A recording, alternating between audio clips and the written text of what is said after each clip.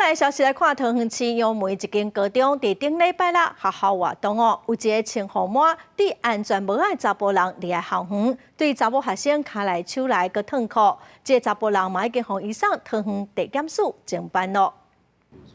学校正常上课，伫桃园杨梅区这间高中顶礼拜六举办高中生体验活动。毕业课程练习的时阵，传出一个穿雨衫、戴全戴式安全帽的17岁查甫人，顺势进入学校美伫楼梯间，对女同学卡来手来，专案依照强制猥亵罪，移请桃园地检署侦办，现目前已经做到羁押。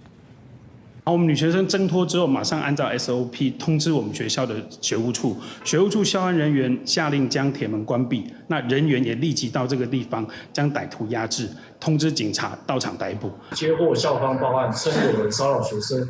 警方立即前往，并由校方陪同查获犯嫌，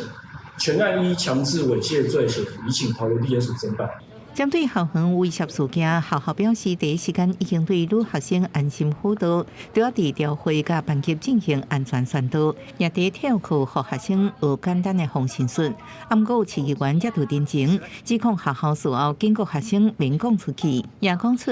群穿伤短加做犯罪诱因者不当的言论。家长上网 po 文爆料学校要孩子不得声张，后续更有其他的网友爆出主任在朝会的期间还说出女同学的裙子太短是犯罪的诱因，这种检讨受害者的话。针对指控，学校表示尊重而且遗憾，也解释调会重点是教学生自我防卫，希望降低这种事件各发生的几率，不是检讨学生，造成另外一种解读的深刻检讨。记者综合报道。